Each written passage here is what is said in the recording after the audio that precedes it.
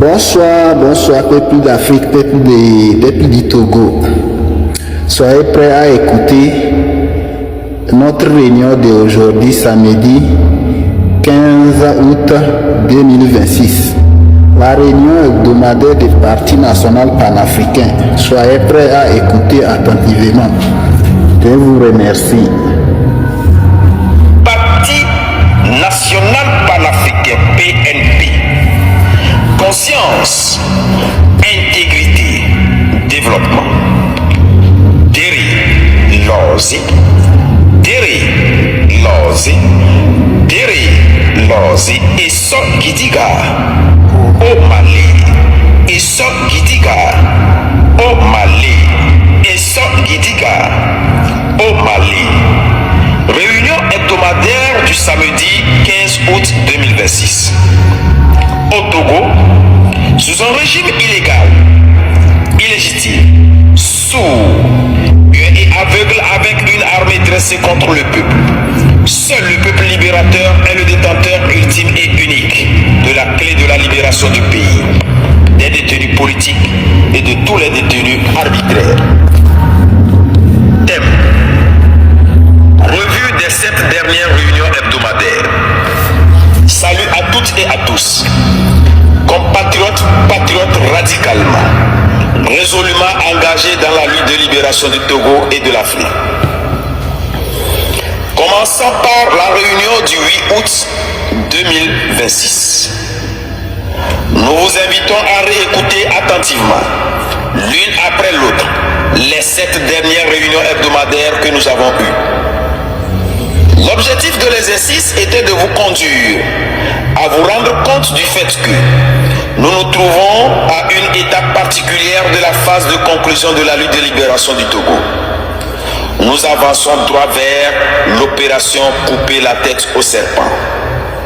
Ce soir, sur instruction du secrétaire général, Dr Kossis Sama, je me propose de vous aider à revoir ces réunions dont il est question.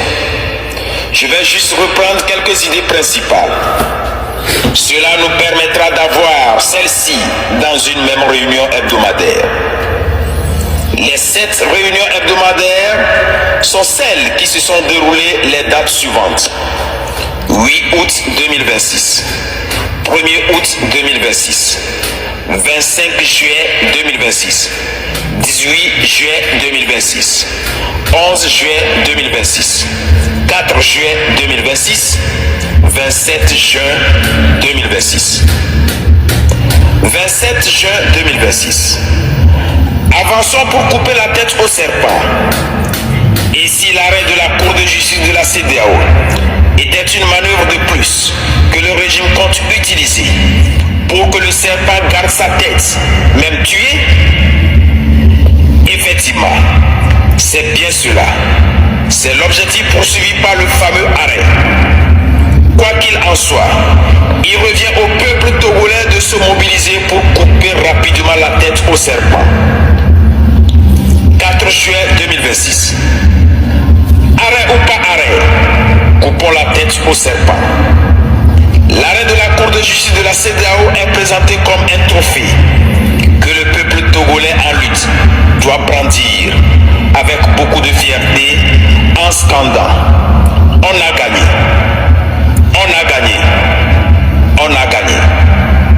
Brandir cet arrêt comme une victoire, un trophée, crée de faux espoirs qui ramènent l'esprit d'aide, d'appui à la lutte, qui risque de créer une régression dans l'ordre de la prise de conscience, la mobilisation. Au point 7 du dispositif se trouve la manœuvre du régime visant à valider la 5e République par un toilettage, un maquillage, un make-up, dans l'espoir que le serpent garde sa tête, même tué. Des acteurs politiques sont dans la 5e République. Ils applaudissent l'arrêt.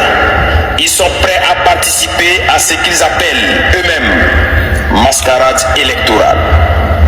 Qui trouve la logique?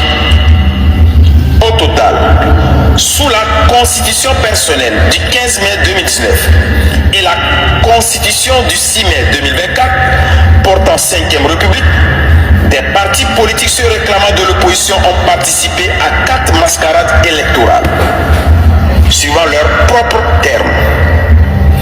1. Local du 30 juin 2019. 2. Présidentielle du 22 février 2020. 3.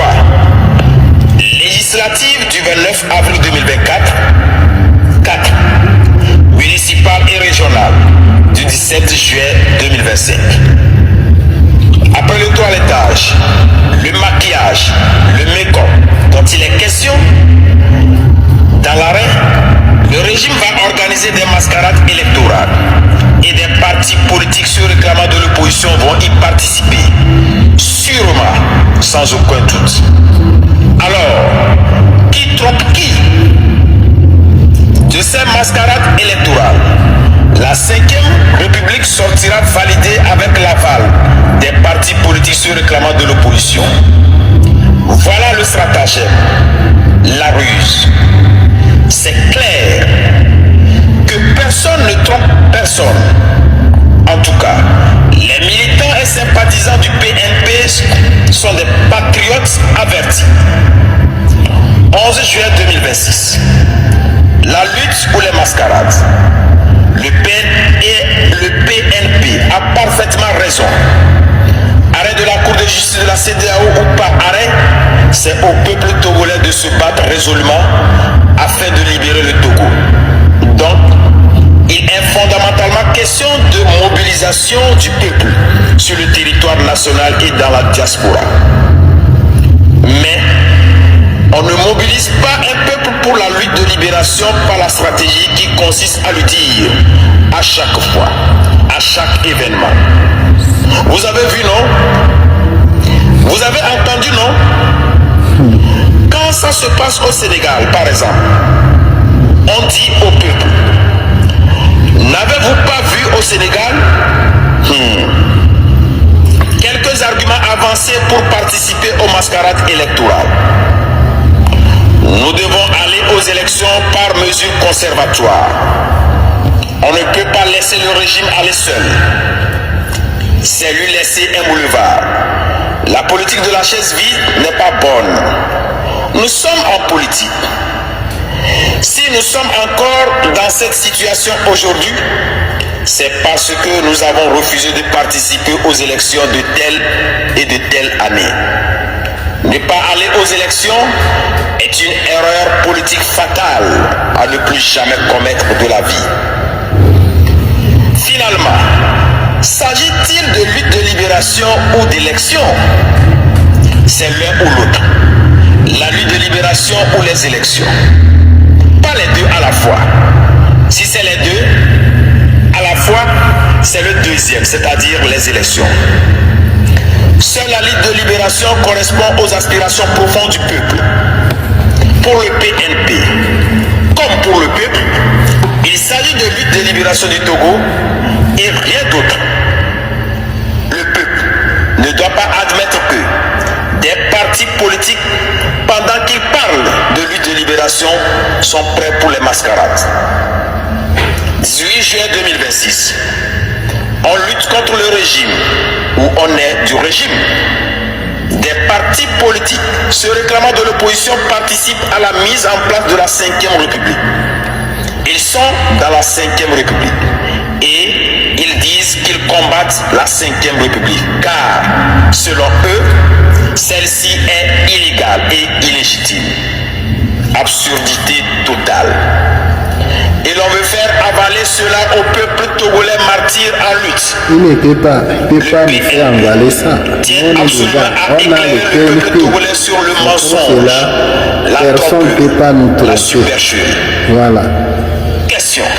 On les a attrapés, on les Votre parti connaît déjà. politique est-il en lutte contre Grâce le à régime TNT. ou bien du régime? Pour la réponse, on n'a pas besoin de parler beaucoup, de parler un gros français, Vraiment. d'utiliser des gros mots. Il faut répondre simplement. Puis, on avance pour l'opération couper la tête au serpent.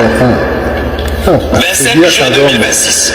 On ne libère pas le Togo en étant dans le régime Gnassingbé. Il faut combattre l'absurdité suivant laquelle des partis politiques se réclamant de l'opposition, après avoir participé à la mise en place de la 5e République, ils sont assis confortablement, disant qu'ils combattent la même 5e République, du fait, selon eux, que celle-ci est illégale et illégitime. Je suis assis dans une situation illégale et illégitime. Mais moi, là où je suis assis, mon siège, mon tabouret, n'est ni illégal ni illégitime. Cela n'a pas de sens. Plus grave, assis, en parlant comme ça, ils guettent la moindre fumée des mascarades électorales. Dès que le régime Gnassingbé va agiter les mascarades électorales, ils sont prêts.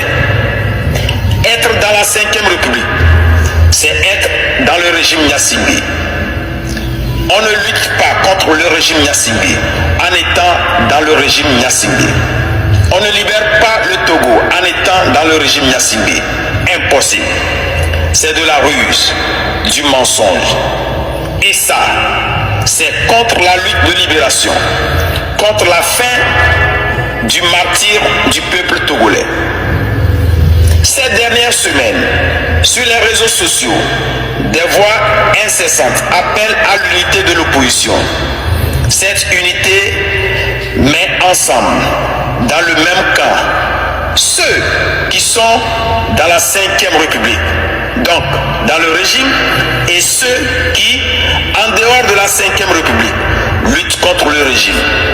Avec une telle unité, le Togo ne sera jamais libéré. Voilà pourquoi le président Tikpi Salifou Atchadam déclara: l'unité fait la faiblesse de l'opposition. Si nous mettons ensemble ceux qui sont dans la 5e République, donc dans le régime, et ceux qui, en dehors de la 5e République, combattent réellement le régime, il sera impossible de libérer ce pays, car nous aurons renforcé le CCP. Le peuple togolais ne peut couper la tête au serpent qu'avec des acteurs qui ne sont pas dans la 5e République, dans le régime, c'est-à-dire ceux qui sont en dehors de la 5e République et combattent résolument le régime. C'est cela, sans quoi il n'y a pas de salut. Il y a aussi ceux qui disent qu'ils travaillent avec le PNP dans le but de tromper la vigilance des partisans du PNP et du peuple. Ces manipulateurs citent souvent le président Tikpi Salifou Atchadam. Cependant, ils sont dans une logique opposée à celle du PNP. Ils répètent ce que le président a dit, tout en faisant carrément autre chose. Et bien écoutez les Certains parlent de transition, mais ils ajoutent inclusive. C'est pour cela Donc, qu'il y a ce n'est pas une transition au sens où le PNP l'entend, mais une transition inclusive. Une transition dans laquelle on retrouve tout le monde, y compris le RPT UNIR. C'est un gouvernement d'union nationale. Avec ça, on ne peut pas libérer le Togo. L'histoire politique du Togo est assez illustrative à ce propos. Le piège tient au fait que dans la transition inclusive en question, le RPT UNIR et ses organisations de la société civile vont s'opposer radicalement au changement systémique, au point de le bloquer. Face au blocage, les forces armées togolaises vont reprendre le pouvoir en vue de réinstaller la dictature militaire monarchique absolue. Pour combien d'années encore? Personne ne saurait l'estimer. On entend des partis politiques parler de dialogue avec le régime Gnassingbé. C'est un projet, une proposition de fabrication de pirogues au profit du régime. face à la situation dans laquelle il se trouve avec la 5e République. 8 août 2026. Faire le distinguo avant l'opération couper la tête au serpent. À la dernière session de la CEDEAO, tenue le 19 juillet 2026 à Bangui, en République de Sierra Leone, les chefs d'État et de gouvernement présents n'ont pas parlé du Togo. Au lendemain de ce sommet, on entend dire que le dossier du Togo est passé discrètement entre les mains du Sénégal du président Bassirou Diomaye Faye, qui a pris la présidence de la CEDEAO. Donc, le Sénégal est indexé pour l'aide à la lutte de libération du Togo. Un faux espoir. On voit très bien qu'il y a des esprits qui s'efforcent toujours d'indiquer un sauveur du Togo en dehors du Togo. Un sauveur du Togo autre que le peuple togolais, le seul sauveur du Togo. Si on ne conclut pas vite cette lutte, après le Sénégal, ils vont indiquer autre chose, ainsi de suite, ainsi de suite. Le mot opposition n'est pas un nom propre. Mettez en garde ceux qui l'utilisent comme un générique. On entend partout opposition, opposition, opposition. Pourtant, chaque parti politique a un nom. À la phase actuelle de la lutte, il faut dénoncer cet amalgame qui, en créant la confusion, nuit à la lutte de libération. Un parti politique d'opposition, ce n'est pas tout parti politique qui ne s'appelle pas RPT Unir. Pour savoir si un parti politique est un parti du pouvoir ou un parti d'opposition, il suffit de poser la question suivante. Le parti politique travaille-t-il dans le sens de l'éternité du régime Gnassingbé ou pour sa mise à mort définitive? On peut le vérifier à travers la participation aux mascarades électorales, rituel périodique de remise à neuf de la dictature et au tripatouillage de la Constitution. La question fondamentale est la suivante. Quels sont les partis politiques fabricants de pirogues au profit du régime? À chaque crue, à chaque fois que le régime Gnassingbé est dos au mur, quels sont les partis politiques qui lui viennent au secours?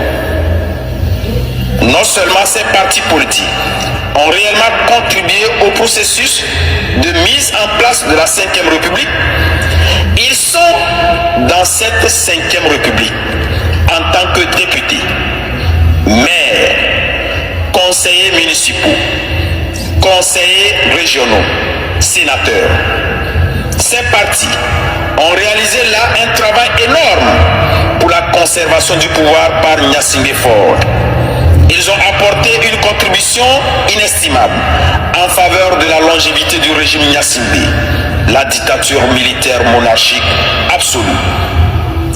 De 2015 à 2026, nous avons assisté à 5 reprises à cette contribution de taille à la conservation du pouvoir par Gnassingbé Faure, garantissant la longévité du régime Gnassingbé, la dictature militaire monarchique absolue. On a les mascarades suivantes. 1. La présidentielle du 25 avril 2015. 2. Les locales du 30 juin 2019. 3. La présidentielle du 22 février 2020. 4. Les législatives du 29 avril 2024. 5. Les régionales et les municipales du 17 juillet 2025. Dans aucun pays au monde, après une telle contribution de taille déterminante, un parti politique ne peut être considéré comme étant de l'opposition. Le peuple doit faire le distinguo vital avant la conclusion de la lutte de libération à travers l'opération couper la tête au serpent. Transition sans fort, réforme, élection. Binji que Binji. Danawa. Je vous remercie. D'autres des amis, je vous remercie aussi. Vraiment, vraiment, vraiment, vraiment. La famille, peuple d'Afrique, peuple togolais. Tout a fait, tout a dit dans ces réunions. On vous fait que pour que vous puissiez écouter ces réunions, il faut écouter cette réunion que les partis, la réunion est citée. Bon, vous allez comprendre là où nous sommes. Bon, ne baissez pas les bras. Écoutez, il n'y a pas quelqu'un maintenant qui vient nous tromper encore. Dès qu'on a ces partis avec les gens éveillés, on va arriver là où nous sommes. Là où on a pointé les doigts, c'est là-bas qu'on va aller jusqu'au bout. Merci beaucoup.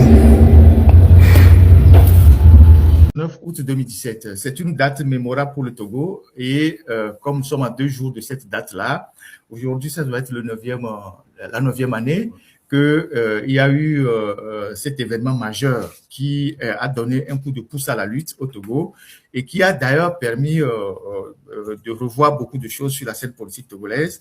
Et donc, ça fait 9 ans que Tipi Achadam a lancé son mouvement après des semaines et des mois de travail très profond de sensibilisation.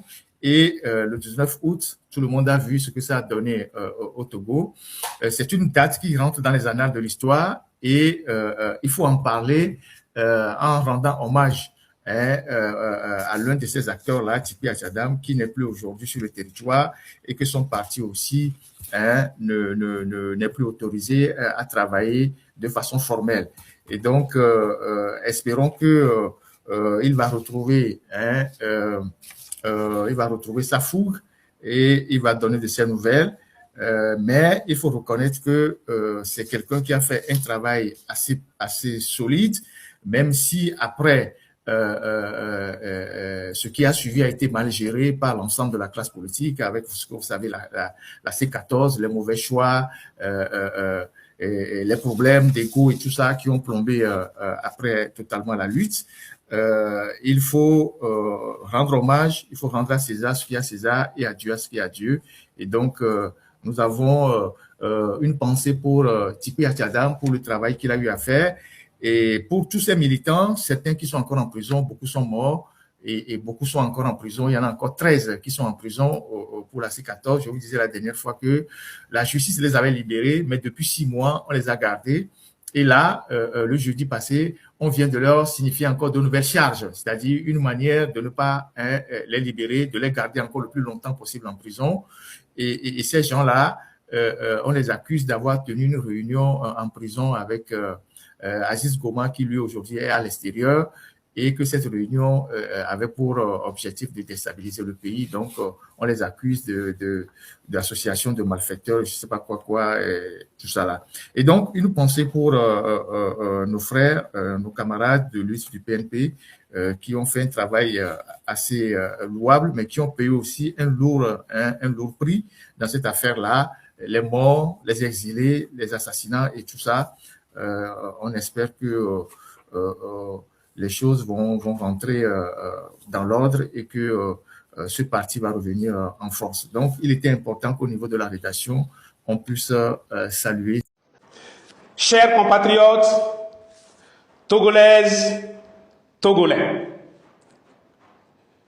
vous vous en doutez certainement, je ne viens pas, cette fin d'année 2025, vous présenter mes vœux de bonne et heureuse année.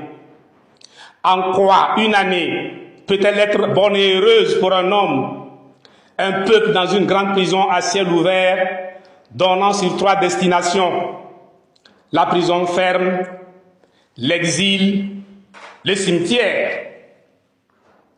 Non, je n'en rajouterai pas en souhaitant une bonne et heureuse année aux détenus, aux exilés, aux morts. Nous sommes en lutte.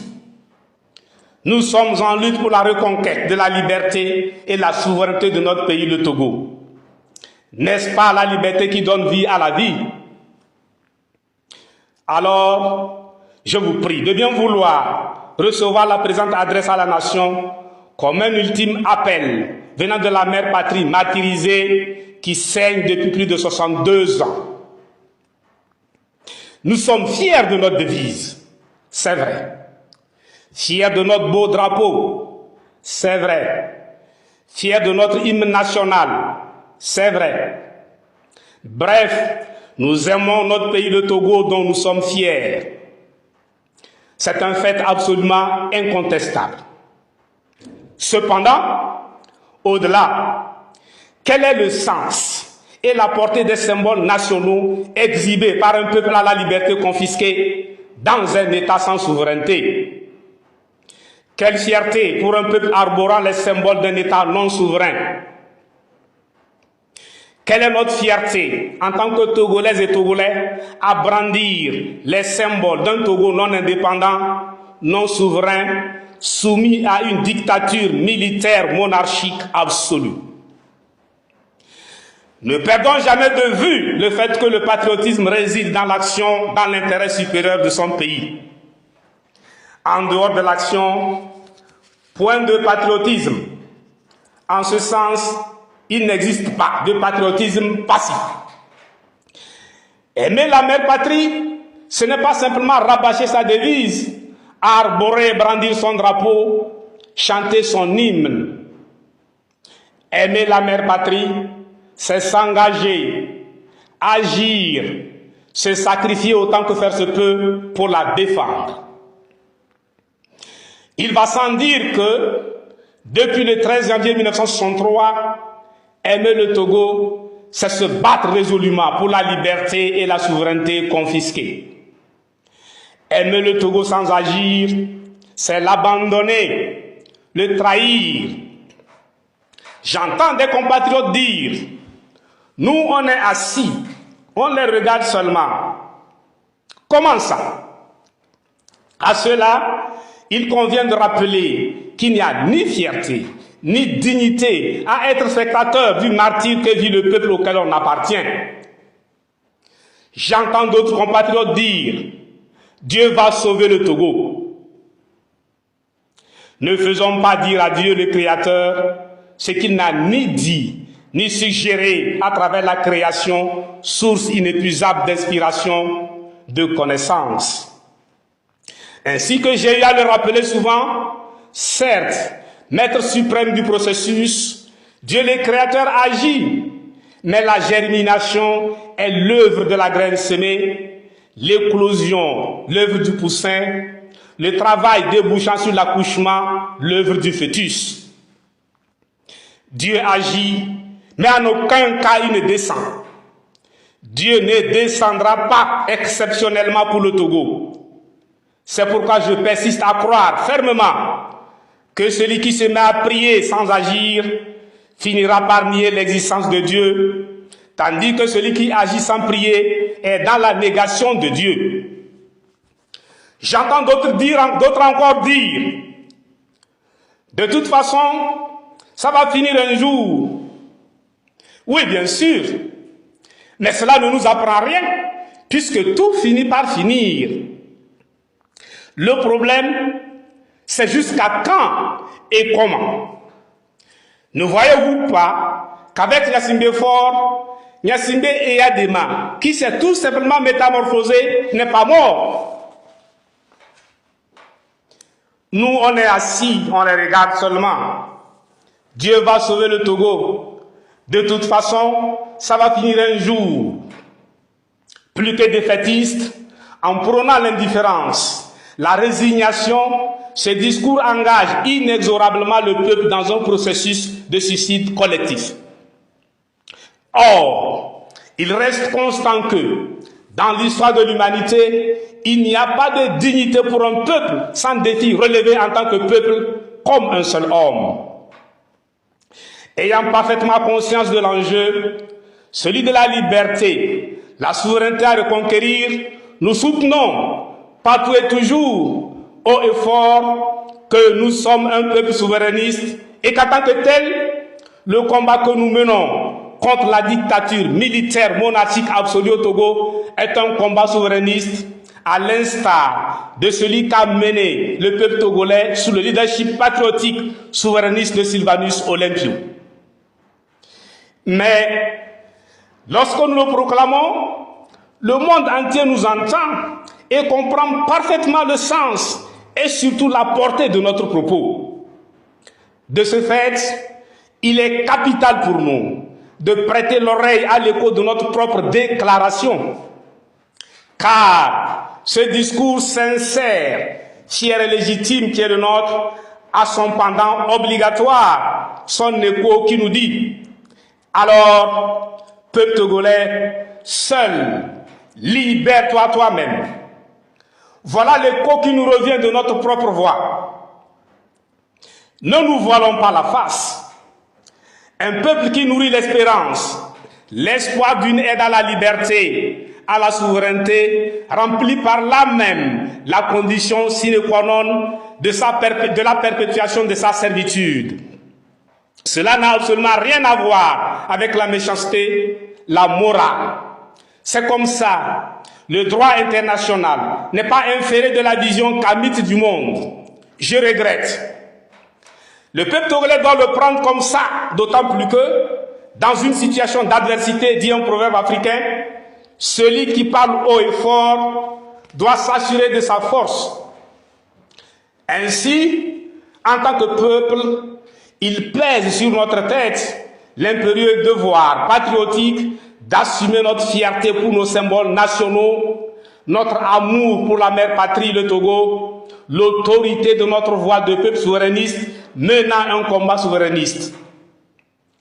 Par devoir patriotique, au nom de la dignité, cela revient à achever ce que nous avons commencé, c'est-à-dire couper la tête au serpent que nous avons tué, puis nous baisser pour reprendre la liberté, la souveraineté, afin que nous puissions enfin respirer dans ce pays qui est le nôtre. Chers compatriotes, Togolaises, Togolais, je puis vous assurer que l'espoir est garanti, puisqu'en dépit de la terreur, la répression féroce, la violence militaire portée par les forces armées togolaises, FAT d'un côté, la violence politique du système CCP déterminé entêté de l'autre, soit la solidité du tandem funeste FAT-CCP, le peuple togolais est parvenu à tuer le serpent.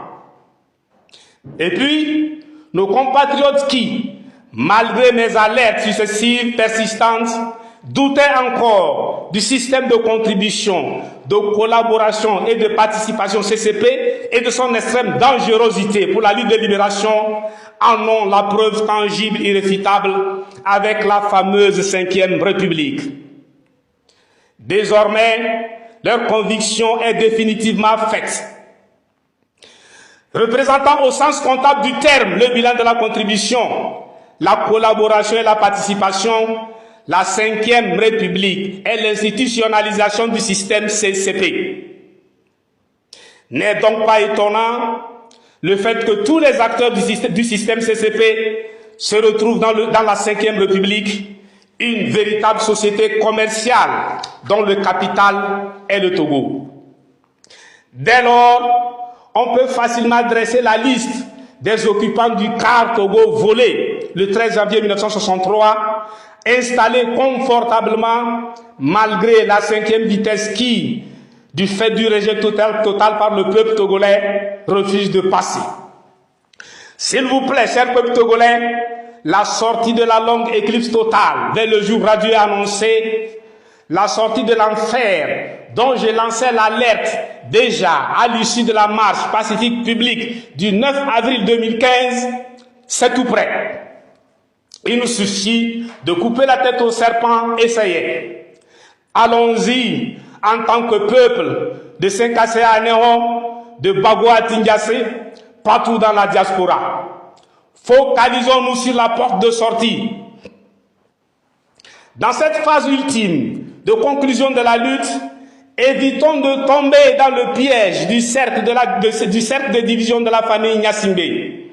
Ne nous faisons pas la guerre de peuples, de régions, de préfectures, de villes, de localités, de profession, de religion et que sais-je encore, ayant le plus contribué à la lutte de libération et qui, de ce fait, ont le plus été victimes en termes de blessés, de prisonniers politiques, d'exilés politiques, de morts, oubliant que la cause défendue est la même, à savoir la libération du Togo, notre mère patrie à tous.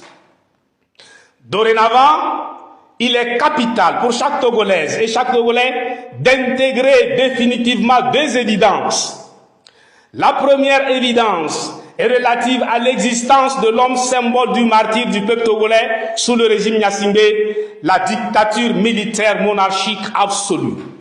La deuxième évidence porte sur le fait que cet homme symbole n'est d'aucun peuple particulier du Togo, d'aucune région, d'aucune préfecture, d'aucune ville, d'aucune localité, d'aucune profession, d'aucune religion, etc. Il est tout simplement togolais, africain. Du président Sylvanus Olympio, ce petit matin du dimanche 13 janvier 1963, jusqu'au dernier en date, tous les blessés, y compris les handicapés à vie, tous les prisonniers politiques, tous les exilés politiques, tous les morts dans le cadre de la longue lutte de libération du Togo doivent être considérés comme constituant un seul corps, un seul et même homme. L'esprit du peuple togolais est appelé à concevoir, abriter et porter pour l'histoire cet homme symbole du martyr du peuple togolais en attendant sa matérialisation à travers un monument digne de ce nom. En tant que peuple en lutte, nous devons à tout prix éviter le piège de la lutte à tour de rôle tendu par le régime. Au cours de la lutte, en telle année, c'était nous. Vous aussi, allez cette fois-ci. Nous avons déjà assez souffert. C'est votre tour à présent. La lutte de libération à tour de rôle est franchement suicidaire. Retenons que, face à la tyrannie, il n'y a que nous, peuple togolais. Supprimons de notre vocabulaire de stratégie de lutte le vocable « essai ». Nous aussi, nous allons essayer. Non, face à un régime comme celui qui est en place au Togo, on n'essaye pas. L'essai, tout comme l'improvisation, est fatal. De même, nous devons éviter la lutte par des actions sporadiques localisées. Quel que soit l'éclat des actions sporadiques localisées, elles ajoutent au martyre du peuple sans couper la tête au serpent. La lutte à tout rôle, les essais, les improvisations, les actions sporadiques localisées conduisant à la course, à la réservation de dates sur le calendrier, retardent la conclusion de la lutte de libération du Togo. D'aucuns récusent la stratégie de lutte basée sur la non-violence, le pacifisme. Nous y nous soutenons ce qui suit. Les manifestants sortent les mains nues, mais les militaires ne sortent pas les mains nues. Ils sont armés et ils les blessent, les emprisonnent, les tuent. Qu'est-ce que c'est que cette stratégie de fou, s'offusque-t-il? De deux choses l'une. Ou bien ils sont en mission pour le pouvoir, dans le but de canaliser des concitoyens vers l'abattoir, un mot privilégié du lexique du régime, ou alors, tout en confondant force et violence, de bonne foi, en toute honnêteté, concédons-le, ils ignorent trois réalités. D'abord, ils ignorent ce qu'est l'appareil d'État. Ensuite, ils ne savent pas ce qu'est réellement la dictature militaire. Enfin et surtout, ils n'ont aucune idée de ce qu'est véritablement le régime Gnassingbé que nous combattons. En tout cas, moi je le combats depuis juillet 1989. Aujourd'hui, cela fait 36 ans révolu. Chers compatriotes, Togolaises, Togolais, dans la vie de tout État, grâce à sa taille et à la densité de sa population, la capitale compte énormément. En Afrique particulièrement, déterminante dans le processus de démocratisation, la position portée par le peuple de la capitale finit toujours par l'emporter. De ce fait, En ce moment où, avec votre indulgence, j'annonce le lancement de l'opération Couper la tête au serpent, je ne peux me priver d'insister pour la énième fois sur le rôle de tête de pont que doit jouer Lomé, la capitale, dans l'état hyper centralisé qu'est le Togo. En tant que capitale, Lomé est la tête, le chef des villes du Togo en quelque sorte. Principale ville du Togo, Lomé est essentielle. C'est la ville à la tête du Togo où siège tout le pouvoir. Tout est à Lomé. Capitale politique et capitale économique, Lomé est la ville de loin la plus importante du Togo. À ce titre, dans la lutte de libération du Togo, la responsabilité première de Lomé reste engagée. Avec son poids démographique réel, soit le quart de la population totale du pays, Lomé, un condensé du Togo, apparaît comme le Togo en miniature, capable de décider en entraînant avec lui tout le pays et la diaspora. Certes, la démocratie au Sénégal doit au peuple sénégalais tout entier, mais particulièrement à Dakar, la capitale. Si Dakar résiste, le Sénégal résiste. La démocratie au Ghana doit au peuple ghanéen tout entier, mais principalement à Accra, la capitale. Si Accra résiste, le Ghana résiste. Ainsi, le Togo doit sa libération définitive au peuple togolais tout entier, mais essentiellement à Lomé, la capitale. Toutes les villes secondaires, tous les villages et la diaspora regardent Lomé qui est la tête. Si Lomé n'est pas décidé, plongé dans l'expectative, le reste du Togo et la diaspora hésitent. En revanche, si décidé, debout et déterminé, Lomé, la capitale, se bat résolument, décidé, debout et déterminé, le Togo sur le territoire national et dans la diaspora se bat résolument jusqu'à la victoire finale, c'est-à-dire la libération totale et définitive du Togo. À partir de ce moment, appelés à jouer un rôle prépondérant, nos compatriotes résidant à Lomé, la capitale, le peuple togolais de Lomé, si je puis m'exprimer ainsi, a une responsabilité de premier plan dans la conclusion de la lutte. C'est pourquoi j'en appelle singulièrement à la responsabilité individuelle de tout citoyen togolais résidant à la capitale Lomé, ville à laquelle il revient de donner le tempo de la lutte à suivre par toutes les villes secondaires, tous les villages et la diaspora. À l'annonce de l'opération Couper la tête au serpent ce 31 décembre 2025, Lomé, la capitale du Togo, est sommée par la mère patrie de prendre rapidement ses dispositions. Avec Lomé en tête, au bout de 3 jours au plus, le peuple togolais va, sans difficulté aucune, couper la tête au serpent. À cet effet, les réseaux sociaux doivent être mis à profit dans la mobilisation du peuple togolais, particulièrement axée et concentrée sur Lomé, la capitale. La sortie de la longue éclipse totale vers le jour radieux annoncé, la sortie de l'enfer, c'est tout près. Sans attendre, mobilisés et déterminés, pacifiquement, avançons et coupons la tête au serpent pour libérer le Togo. Vie, force et santé au Togo, vie, force et santé à l'Afrique. Je vous remercie.